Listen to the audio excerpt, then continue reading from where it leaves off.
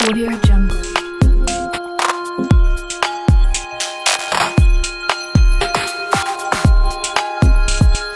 Audio Jungle.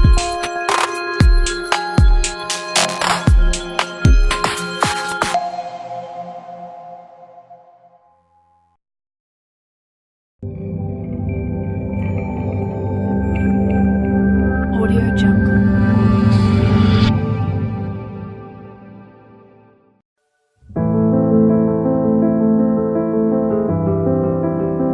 Preview.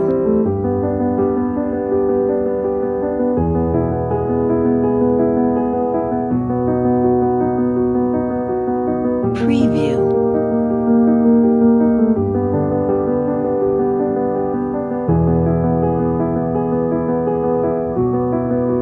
Preview.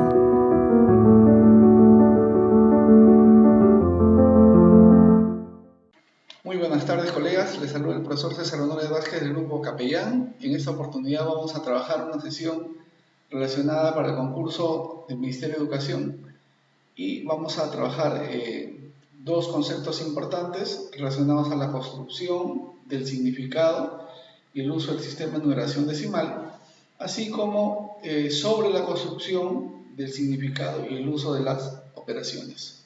Muy bien. Para ello vamos a iniciar planteando el siguiente organizador gráfico, donde vemos que la competencia de cantidad es una competencia que la vamos a ver desde estas dos aristas, ¿no? Trabajando justamente lo que habíamos mencionado anteriormente, el sistema de numeración decimal, ¿no?, como número natural y a través de la formación de la unidad propiamente dicha como tal, y también de las agrupaciones de estas unidades en decenas, grupos que permiten ir construyendo la noción de número, pero a su vez también cómo vamos agrupando estos números para formar grupos de 10 y las respectivas equivalencias. Así también como podemos observar que en la construcción del sistema de numeración decimal nosotros tenemos varios usos, ¿no?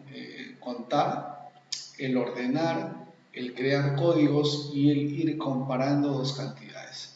Asimismo, dentro de esta concepción de cantidades, vamos a ir viendo operaciones en ese proceso, ¿no?, que nos llevan a establecer algoritmos que son un conjunto de pasos, así también como situaciones aditivas, quiere decir operaciones de adición y sustracción, de una o más etapas, en situaciones donde se va a agregar y quitar, donde vamos a juntar y separar y donde vamos a comparar, problemas de comparación, problemas de igualación, vamos a igualar, donde vamos a ver doble y mitad y triple, ¿no? Todo esto está en relación a las operaciones.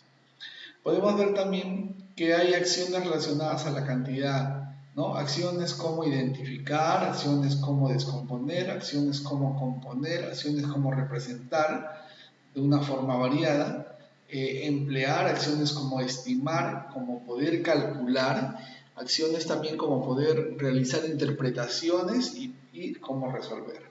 Bien, todas estas acciones están relacionadas justamente al trabajo que se realiza dentro de esta competencia. Primero tendríamos que un poco clarificar un concepto bastante interesante, que es el concepto de problema. ¿Qué es un problema? ¿Y cómo concebimos desde nuestra práctica pedagógica el concepto de problema? Y cómo a partir de esta concepción, desde nuestra práctica, de alguna manera estamos acorde con nuestra práctica pedagógica o la establecemos en concordancia a nuestra práctica pedagógica, ¿correcto? Bien, entonces, cuando hablamos de problema, podemos decir, en este caso, que un problema, ¿no?, es una situación, desde luego, planteada que va a generar un conflicto cognitivo en el estudiante, pero acá surge lo siguiente, ¿no?, que el estudiante, en este caso, se genera un conflicto cognitivo, pero la estrategia que va a dar solución a este problema no es evidente. Quiere decir que la persona que intenta resolver no tiene una estrategia que permita darle solución a esta situación. Así, en este caso, el estudiante que se enfrenta a un problema, digamos, a una situación problemática, deberá buscar y explorar varias estrategias y establecer las relaciones que le permiten hacer frente a la situación planteada, ¿no? Si el estudiante conociera el camino, la estrategia para dar solución, en este caso la situación planteada ya no sería un problema, no generaría un conflicto cognitivo, ¿no? La situación planteada sería un ejercicio. Entonces, cuando concebimos a un problema como tal, ese problema es retador, genera un conflicto cognitivo y a su vez permite que el estudiante pueda buscar estrategias de solución para poder resolver el problema. ¿Qué tipos de problemas de alguna manera se han visto o se trabajan dentro del quehacer educativo?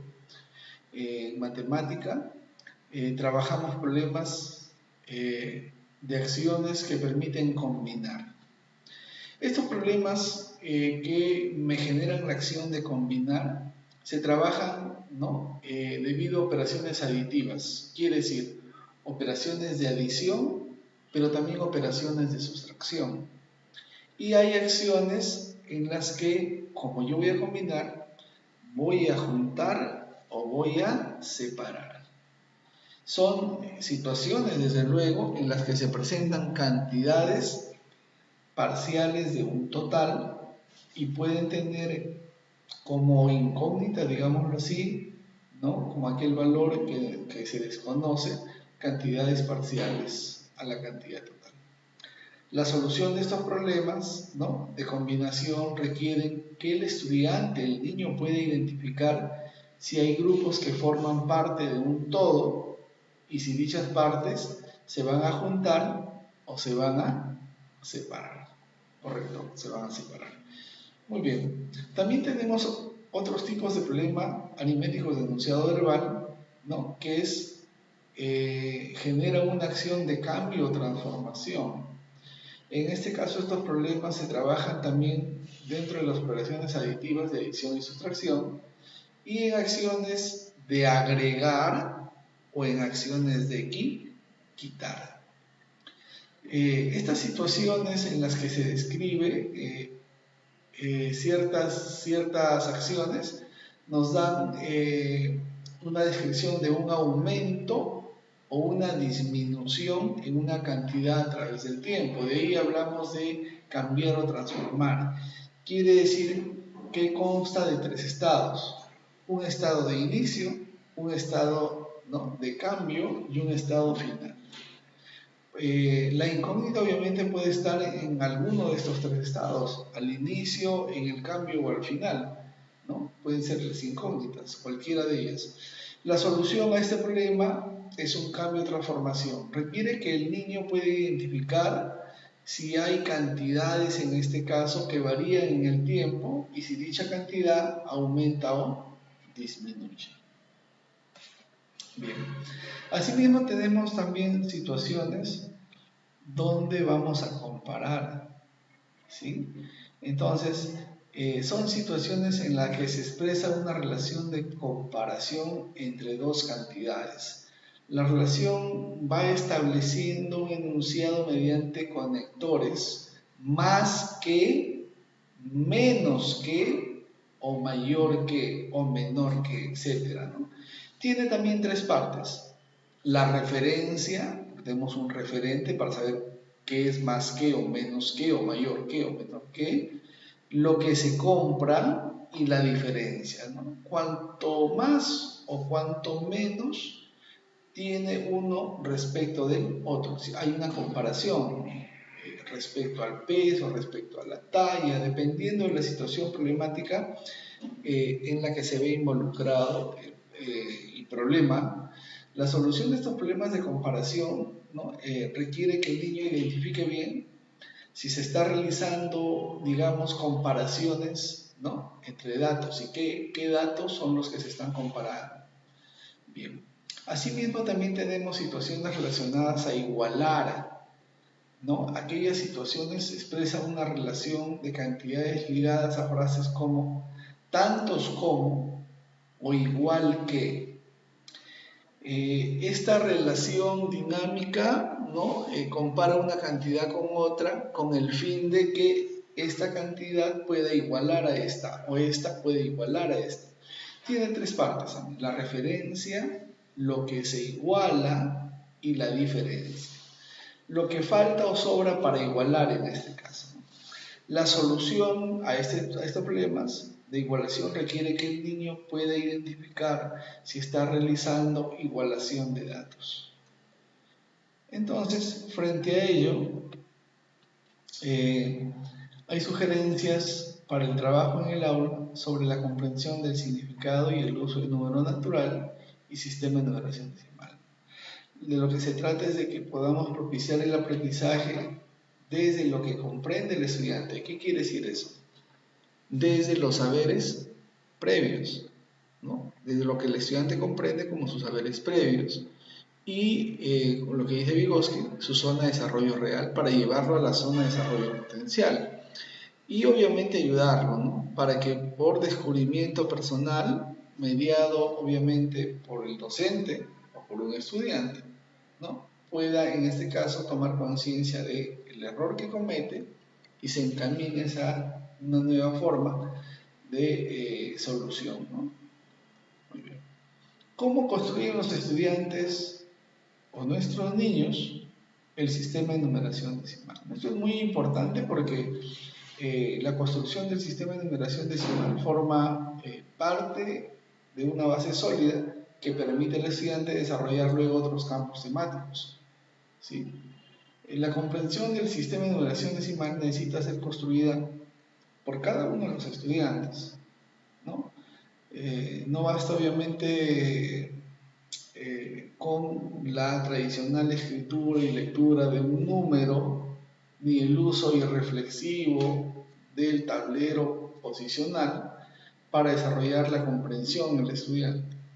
Esto se va a lograr, el estudiante va a lograr comprender la construcción en la medida en que vamos a brindar oportunidades de aprendizajes adecuadas y variadas, diversas. Para poder generar, digamos, dichas oportunidades de aprendizaje, es necesario conocer cómo se construye el sistema de numeración decimal, ¿correcto? Entonces, es importante que lo siguiente, en este caso, los siguientes estadios en este proceso que siguen a los niños permitan esta construcción, ¿no? Estos procesos podríamos decir que están asociados a la construcción del número. Relaciona, por ejemplo, los objetos de su entorno, de lo que tiene, ¿no? Con los números, ¿no? Y digamos que esta relación de los números con objetos del entorno no necesariamente van a ser cuantitativos. También establece una relación de los números con cantidades de los elementos, así como también comprende el número, el sentido ordinal, ¿no? Y da relevancia a esto, ¿no? O sea, es la comprensión del número en el sentido que hay un orden. Así también como la comprensión del sistema de numeración decimal comprende el número como unidades únicamente y comprende el número como unidades y decenas y como unidades, decenas y centenas, ¿no? Que son las agrupaciones que vamos construyendo con ellos para poder construir el concepto de decena y luego el concepto de centena. ¿Correcto? Muy bien. ¿Qué sugerencias nos permitimos dar en la construcción del sistema de numeración decimal? Podemos decir que algunas de las sugerencias que se basan para esta construcción, ¿no? Coherente, decimos que esta construcción, ¿no? En esta identificación de estos procesos, ¿no? Del sistema de numeración decimal, están los estudiantes vinculados a relacionar los números con objetos no necesariamente cualitativos, ¿correcto? Hay una relación también de los números con una cantidad de elementos. Comprenden que en este caso que el número en el sentido ordinal únicamente, pero comprenden el número comunidades únicamente. Comprenden el número comunidades y decenas, y comprenden el número comunidades, decenas y centenas. Vamos a profundizar sobre esto, por esta comprensión, ¿correcto? Cuando hablamos que relaciona los números con objetos no necesariamente cuantitativos, esta relación con objetos de su entorno no necesariamente cuantitativos nos lleva, por ejemplo, cuando el número 5 solamente representa el canal 5, por decirlo, de televisión, ¿no? Porque para ellos el número equivale a un nombre, en este caso, ¿no? Entonces hay una relación de los números con objetos del entorno, ¿no? Por ejemplo, habíamos dicho, el número 5 representa el canal 5, ¿correcto? También podemos ver que en esta construcción, ¿no?, del número, hay una relación de los números con una cantidad de elementos. Por ejemplo, cuando dice, hay 3 bolitas, 1, 2, 3, sin que haya necesariamente correspondencia entre la cantidad y el número mencionado, ¿no? Se debe establecer una relación entre los números con una cantidad de elementos. Comprende el número en el sentido ordinal únicamente, ¿no? En el sentido ordinal, de orden. Por ejemplo, cuando cuenta objetos y dice hay 7, y al pedirle que nos señale dónde hay 7, nos señala el último objeto contado, ¿no? 1, 2, 3, ¿sí? 1, 2, 3, 4, 5, 6, 7, ¿correcto? Entonces, nos dice que hay 7 y al pedirle señala, nos señala el último objeto contado, ¿no? Comprende el número en el sentido ordinal en este caso. En lo referido a la comprensión del sistema de numeración decimal, ¿no? Podemos ver que también comprende el número como unidades únicamente, ¿correcto? En un primer momento el estudiante piensa en los números como un conjunto de unidades solamente, ¿no? Por ejemplo, cuando dicen 17 están pensando en 17 unidades. Cuando dicen 20 están pensando en 20 unidades. Entonces, cuando un niño, en este caso de segundo grado, comprende el número como un conjunto de unidades solamente, es común encontrar las siguientes dificultades, ¿no? Cuando el niño analiza las cifras del 17, entiende a 1 como unidad y a 7 y el 7 como unidades, ¿sí? Entonces dice 17, ¿no? Dice 1, una unidad, y 7, 7 unidades.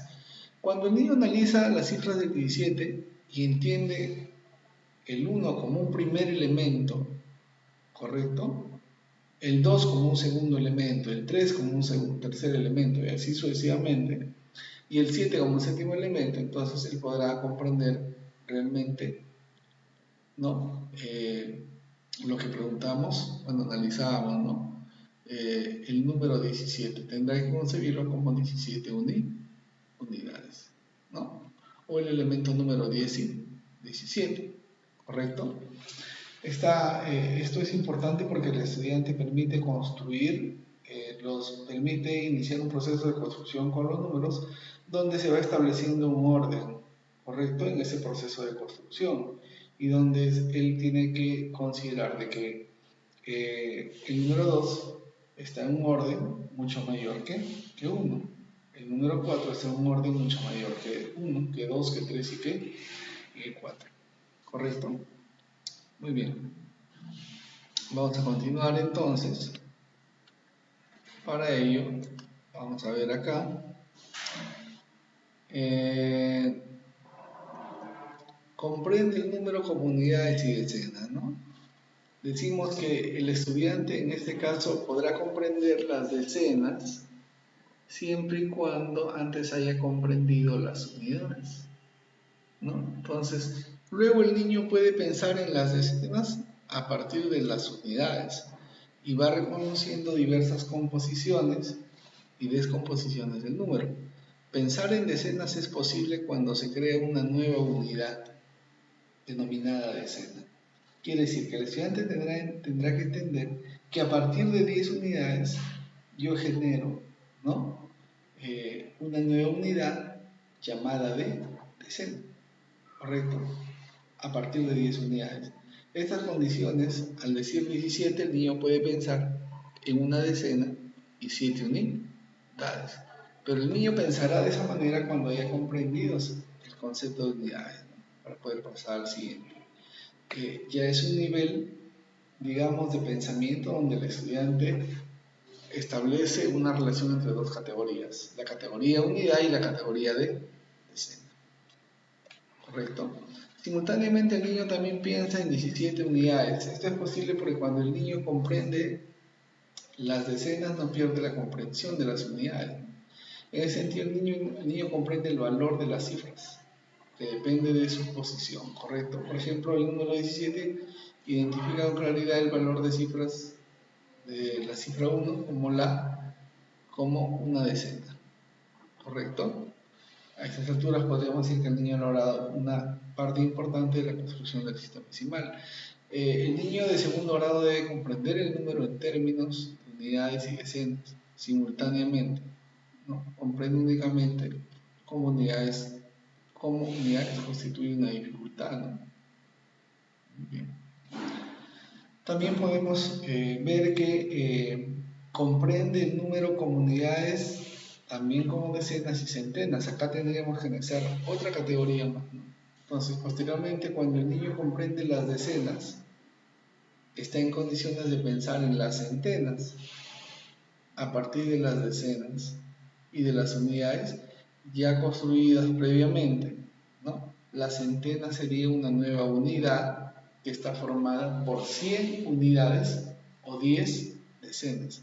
De este modo el niño podrá pensar, por ejemplo, en 135 como una centena, 3 decenas, 5 unidades.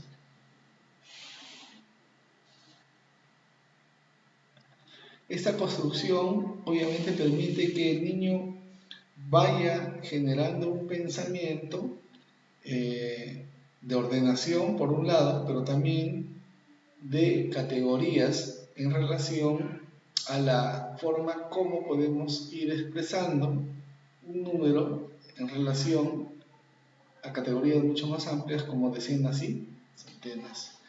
Estas varias formas de pensamiento respecto al mismo número se realizan simultáneamente, ¿no? Y el niño obviamente crea una nueva unidad. Entonces, a partir de ello podemos decir que el niño podrá pensar, podrá construir siempre y cuando haya antes construido la unidad de orden inmediatamente inferior, ¿no? Por tanto, no podemos trabajar si no hay una construcción, digamos, escalonada, ¿no? Y lógica para poder generar esa construcción. Bien, promueve el uso de equivalencias y representaciones diversas. ¿Sí? Entonces, vamos a ver cómo nos va acá en esta categoría, ¿no? Los profesores tenemos que garantizar que el niño establezca equivalencias entre unidades y decenas. Si un niño reconoce, por ejemplo, que 20 unidades conforman 2 decenas, también debemos garantizar que reconozca que 2 decenas equivalen a 20 unidades. El proceso inverso, ¿no? Pensamiento reversible, lo que nos dice Piaget. Esto último no es tan obvio para los estudiantes, pero debemos trabajar justamente en ese tipo de pensamiento. Por otro lado, debemos lograr que el niño reconozca y utilice diversas representaciones del número, ¿correcto? Yo puedo tener 20, 2 decenas, pero también son 20 unidades. Puedo tener 24 unidades, que son 2 decenas y 4 unidades, ¿no? Y la forma como voy a representarlas, obviamente, me va a ir generando una comprensión más formal de ello, ¿correcto? Por ejemplo, hice representar el número 24 en función de unidades decenas, ¿no? 24 puede ser 2 decenas más 4 unidades, yo puedo decir 4 unidades y 2 decenas, una decena y 14 unidades, o 24 unidades. Hay muchas formas, obviamente, como se puede realizar esta construcción, ¿sí? Muy bien. Entonces, vamos a ver que lo otro que me permite la construcción del significado de numeración decimal es que se fomente en los estudiantes la capacidad de argumentar el sentido de los canjes, ¿no? Por ejemplo, dice, cuando el niño argumenta adecuadamente, porque realiza los canjes en el cálculo de operaciones, los profesores podemos darnos cuenta de que en qué medida comprenden las equivalencias, ¿no? Por ejemplo, ¿no? El niño puede explicar el procedimiento que utiliza para sumar 28 más 19, ¿correcto? Y justificar el canje que realiza. Así también puede explicar el sentido de los canjes de la sustracción. Entonces, no nos estamos refiriendo al uso mecánico o algorítmico de la adición o sustracción como operaciones aditivas, sino a poder justificar por qué se realizaron los canjes en este caso. Muy bien. Muy bien, estimados colegas, vamos a hacer un pequeño espacio hasta aquí y vamos a retornar ya con los problemas planteados para poder establecer un nexo entre la teoría planteada y los problemas que se están dando. ¿Correcto? Un fuerte abrazo. Nos vemos en el siguiente video. Muy amables. Gracias.